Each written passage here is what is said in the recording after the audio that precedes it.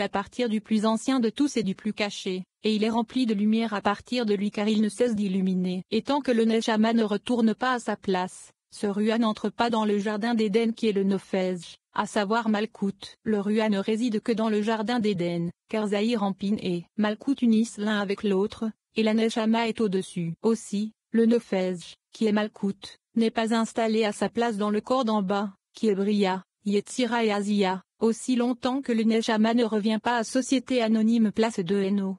292. De la même manière, tout est expliqué dans l'homme Enba. Même si le Nefej, le Ruah, et le Nejama qui sont dans l'homme sont tous un seul lien, le Nejama monte en haut avec le flux de la fosse, à savoir Ésod de Malkout. Le Ruah entre dans le jardin d'Éden inférieur de la même manière que ci-dessus, comme Zahir Anpin entre dans le jardin d'Éden d'Atsilu, qui est Malkout. Le Nefej s'installe dans la tombe. Et si vous demandez, en relation avec le Nefej ci-dessus, qu'il est Malkout, allez-vous également dire qu'il s'installe dans le corps dans la tombe? Où est donc la tombe au-dessus? Il répond, mais plutôt dans cette forte clipa, car pour Malkout, il est dit, ses pieds s'avalent vers la mort. Michelet 5.2.5, car elle est attirée à son terme dans la forte clipa, qui est l'aspect de la mort et de la grave. Par conséquent, le Nefej inférieur est semblable à celui d'en bas, et ils se ressemblent tous les uns les autres. Par conséquent, le Nejama est divisé en 3 niveaux, à savoir le Nefej, le Ruah et le Nejama. Ils constituent un seul lien et un seul secret. 293. Tant que les ossements sont encore dans la tombe,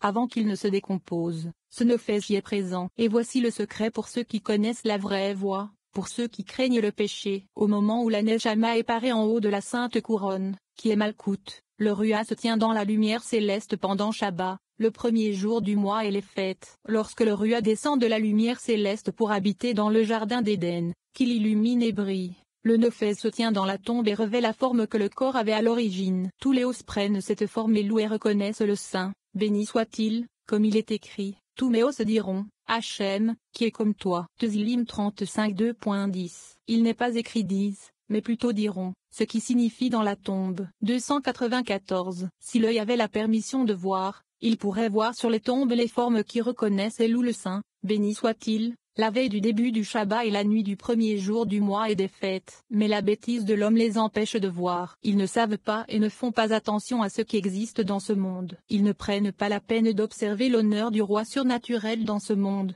et très certainement d'observer l'honneur de ce monde suprême, et sur quoi il est basé, et comment les choses sont expliquées. 295. Pendant la journée de Rosh Hashanah, lorsque le monde est jugé et que le trône du jugement se tient à côté du roi céleste pour juger le monde, chaque Nefej plane et implore la miséricorde pour le peuple vivant. Pendant la nuit de la fin du jour du jugement, ils vont et font du surplace pour entendre et connaître le verdict qui a été décidé pour le monde. Parfois, ils avertissent les vivants dans une vision, comme il est écrit, dans un rêve, dans une vision nocturne, quand un profond sommeil s'abat sur les hommes.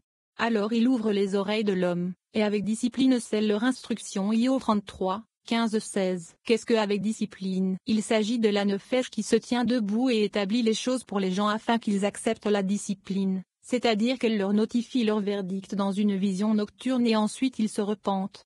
296. Au cours de la dernière nuit de la fête, les phrases sortent de la maison du roi, et cette ombre est retirée des personnes qui doivent être retirées de ce monde. Alors ce Nefej dont nous avons parlé va et flotte Eno, un ange désigné, qui supervise le secret de la gravure sur le sceau en écriture claire, c'est-à-dire sur l'écriture dans les verdicts aforementionnés, dont le nom est Yedom Yam, autorise l'écriture de la lumière gravée et, dans des visions suprêmes, descend pendant cette nuit. Des milliers et des dizaines de milliers et des dizaines de milliers l'accompagnent. Ils prennent l'ombre de chacun de ceux qui ont été condamnés à mort, et l'amènent là-haut. 297. La Nefej dont nous avons parlé va et flotte et voit cette ombre, et sait qui va mourir, et retourne à sa place dans la tombe. Elle proclame aux autres morts, un tel vient à nous, un tel vient à nous. S'il est juste et bon, ils se réjouissent tous, sinon ils disent tous, malheur. Quand ils élèvent cette ombre, ils l'élèvent au fidèle serviteur dont le nom est Metatron, qui prend cette ombre près de lui et l'élève à sa place, comme il est écrit, comme un serviteur désire ardemment l'ombre. Io 7.2. Certes, il désire ardemment l'ombre. 298. À partir de ce moment et plus loin, la place pour cette Nejama des hommes est préparée, signifiant en Yesod de Malkout d'Atsilu, comme l'est une place pour Rua dans le jardin d'Éden inférieur et une place pour Nefesh pour se reposer et profiter pendant le temps qu'il flotte et va. Car il y a un Nefesh qui n'a pas de repos, et il y a un Nefesh qui périt avec le corps. 299. Celui qui n'a pas de repos est celui sur lequel il est écrit, et l'âme, Nefesh, de vos ennemis, il la fera sortir comme du creux d'une fronde. Ishmuel 25 2.29. C'est celui qui va, flotte et roule à travers le monde entier, et n'a aucun repos, ni jour ni nuit. C'est la punition la plus dure de toutes. Le Nefesh qui périt avec le corps est coupé d'un endroit différent, comme il est écrit, ce Nefesh sera retranché de ma présence, je suis. Hachem Vayikra 22 2.3. Que signifie de ma présence? Cela signifie que le Rua ne demeure pas sur lui, et quand le Rua ne demeure pas sur lui, il n'a aucune connexion avec ce qui est au-dessus. Il ne connaît pas du tout ces choses dans ce monde. Et ce Nefesh est comme un animal. 300. Un Nefesh qui a du repos rencontre cet ange désigné Yodomiam et ses officiers quand il va et flotte. Il l'emmène et l'élève à toutes les entrées du jardin d'Éden, lui montre l'honneur des justes et l'honneur de son Rua, et il s'attache aux Ruas en repos dans ce vêtement de ce Rua. Alors il connaît les choses du monde supérieur. 301. Lorsque ce Rua s'élève pour se vêtir de la Neshama supérieure, le Nefesh se joint à ce Rua et s'illumine à partir de lui, comme la lune s'illumine à partir du soleil. Et le Rua est relié à cette Neshama. Cette Neshama est liée à la fin de la pensée, c'est-à-dire à la fin de l'Atsilu qui est appelée dans sa totalité pensée, c'est-à-dire Shoma. Car en général, les quatre mondes, Atsilu, Bria, Yetzira et Asiya, sont Shoma, Bina, Tiferet, et Malkout, qui est le secret du Nefesh d'en haut, à savoir Malkout d'Atsilu qui est appelé Nefesh. 302. Ce Nefesh, à savoir Malkout d'Atsilu, est connecté avec le Rua surnaturel, qui est Zahir Ampin, et ce Rua est connecté avec le Neshama surnaturel, qui est Bina. Ce Neshama est relié à l'infini, et Sof, ce qui signifie qu'il est lié à Arik Ampin, comme mentionné, et Arik Ampin à l'illusible. Alors il y a du repos pour tous, et tout est relié au-dessus et au-dessous de tous dans un même secret et de la même manière. 303. Ensuite, il y a le repos pour le Nefesh en dessous. À ce sujet, il est écrit, et que l'âme, Nefesh, de mon maître soit liée par le lien de la vie avec, et Hachem ton Elohim. Mishmuel 25 2.29, ce qui signifie qu'ils sont liés à tâche d'une manière et par un secret avec qui est Malkout d'Atsilu. Car le Nefesh est lié au Rua dans le jardin inférieur d'Éden, et le Rua au Neshama qui est dans le Malkout d'Atsilu, ceux qui correspondent aux autres, comme le Nefesh. Le Rua et le Neshama d'un homme sont semblables au Nefesh, au Rua et au Neshama d'Atsilu mentionnés. 304. Lorsque la lune descend, qui est Malkout, qui est le secret du Nefesh surnaturel d'Atsilu, elle illumine de tous côtés. Elle illumine tous les chariots et les camps des anges en Bria, Yetzira et Asiya, et les transforme en un corps entier qui s'illumine de la lumière de l'éclat supérieur. Ici aussi, le Nefesh inférieur de l'homme descend et s'illumine dans toutes les directions à partir de la brillance de la Neshama, et de la brillance du Rua, et descend et illumine tous les chariots et les camps, qui sont les membres et les os du corps de l'homme, et il les transforme en un corps entier qui s'illumine dans sa propre lumière. 305. C'est ce que l'on entend par « et satisfait ton âme, Nefesh ». Dans la sécheresse Yeshaïa 58 2.11, en fait ton Nefesh. Ensuite, et fortifie tes os car la Nefesh illumine les os et en fait un corps entier qui s'illumine de la lumière. Il se lève, reconnaît et loue le Saint, béni soit-il, comme nous l'avons appris, et il est écrit, tous mes os diront, Hachem, qui est comme toi. Tezillim 35 2.10, et c'est le repos pour le Nefesh de tous les côtés. 306. Heureux les justes qui craignent leur maître dans ce monde, pour mériter trois repos, qui sont Nefesh, Rua, et Neshama, dans le monde à venir. Rabbi Shimon vint et bénit Rabbi Abba. Rabbi Shimon dit, heureux êtes-vous, mes enfants, et heureux suis-je, que mes yeux aient vu ceci, que de nombreux lieux suprêmes sont préparés pour nous, et nous éclairent pour le monde à venir. 30. Un chant d'ascension. Ceux qui ont confiance en Hachem. Rabbi Shimon dit, un chant d'ascension. Ceux qui ont confiance dans le Créateur seront comme le mont Sion, qui ne peut être enlevé, mais qui demeure à jamais. Nous apprenons que ascension signifie niveau sur niveau dans le secret de 50 ans en bas et les 50 portes de Bina en haut. Ceux qui ont confiance dans le Créateur sont les justes. Les rabbins poursuivent en disant, mais les justes sont hardis comme des lions. Ils se rendent ensuite dans une ville à la nuit tombée, Rabbi Shimon exprime sa joie pour ce jour parfait et cette nuit parfaite au cours desquelles ils ont effectivement mérité le monde à venir. La pertinence de ce passage de cette section est difficile à comprendre en surface, mais elle recèle un enseignement divin pur. masquée par des métaphores. La confiance dans le Créateur est peut-être le trait de caractère le plus difficile à développer pour un homme. La confiance ne se rapporte pas à une foi aveugle. La confiance est liée à une vision vaste, large, capable de percevoir le principe de cause à effet à l'œuvre dans nos vies. La confiance inclut la capacité d'observer l'ordre sous le chaos,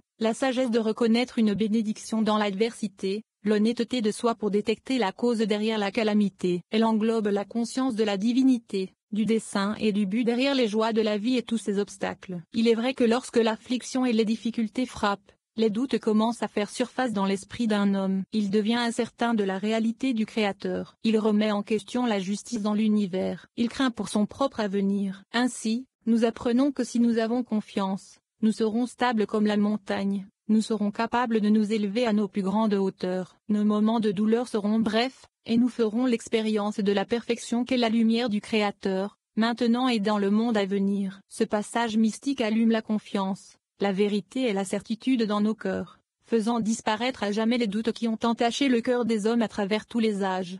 307. Il ouvre la discussion en disant, un chant d'ascension. Ceux qui ont confiance en Hachem seront comme le mont Sion, qui ne peut être enlevé, mais qui demeure à jamais. Ilim 125. Ce passage a été établi, mais il s'agit de niveaux suprêmes saints provenant des côtés du Bourreau suprême qui sont Bina. Ils sont semblables aux Lévites ci-dessous, qui sont l'aspect des ascensions, c'est-à-dire des niveaux sur des niveaux dans le secret de 50 ans dont il est écrit, et à partir de l'âge de 50 ans, ils sortiront des rangs du service Bemidbar 8h25, qui s'applique aux 50 portes de Bina. C'est un chant d'ascension. Ceux qui se confient en Hachem seront comme le mont Sion. Ce sont les justes, qui se confient en lui par mérite de leurs bonnes actions.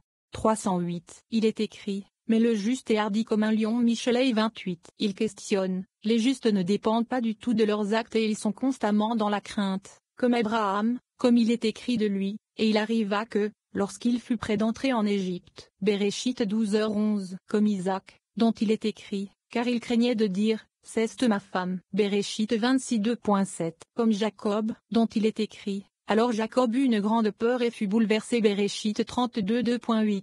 S'ils ne dépendaient pas de leurs actes, les autres justes du monde n'en dépendaient certainement pas, et pourtant vous dites, mais les justes sont hardis comme des lions. 309. Il répond, mais il est certainement écrit, comme un lion, et Kfir, Michelet 28, parce que de tous les synonymes du lion, seul le nom Kfir est utilisé. C'est le plus faible et le plus petit de tous, qui ne dépend pas de sa force même s'il est fort. Car les justes ne dépendent pas de leurs actes présents mais plutôt comme un kfir. Bien qu'ils sachent que la force de leurs bonnes actions est forte, ils ne dépendent pas d'elles, mais sont plutôt comme un kfir, et pas plus.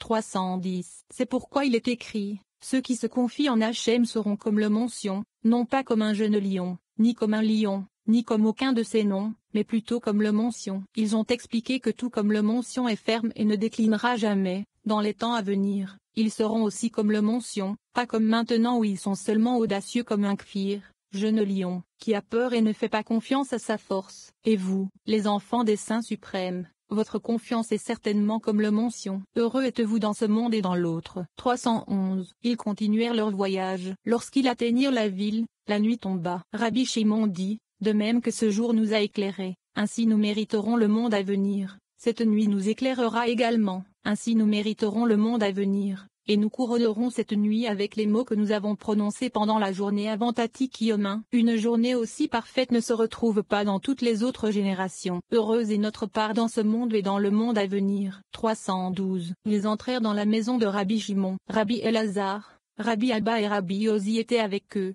et ils dormirent jusqu'à minuit. À minuit, Rabbi Shimon dit aux amis, le moment est venu de couronner de nos efforts le saint chariot d'en haut. Il dit à Rabbi Yosi, tes paroles n'ont pas été entendues parmi nous aujourd'hui. Vous serez les premiers à illuminer la nuit car c'est un moment propice pour illuminer en haut et en bas. 31. Le chant des cantiques, qui est celui de Salomon. Rabbi Yosi dit que le roi Salomon a été inspiré pour créer ce chant lorsque le temple a été construit, et que tous les mondes d'en haut et d'en bas ont été achevés en une seule action, mais seulement lorsque la lune, Malkou, a été entièrement achevé. Moïse a construit le tabernacle dans le désert afin que la Shekhinah puisse descendre sur terre, et ce jour-là, un autre tabernacle, celui du jeune homme Tatron, a été érigé au-dessus. Tout fut achevé le jour où le cantique des cantiques, Shor Hashirim, fut révélé au monde, et c'est pourquoi il est considéré comme le saint des saints. La chambre dans le temple, le portail vers le monde supérieur, où seul le grand prêtre peut entrer. Le texte parle ensuite de la coupe de bénédiction et de la signification des mains droite et gauche qui prennent la coupe. Nous lisons ensuite que le Shor HaShorim comprend tout,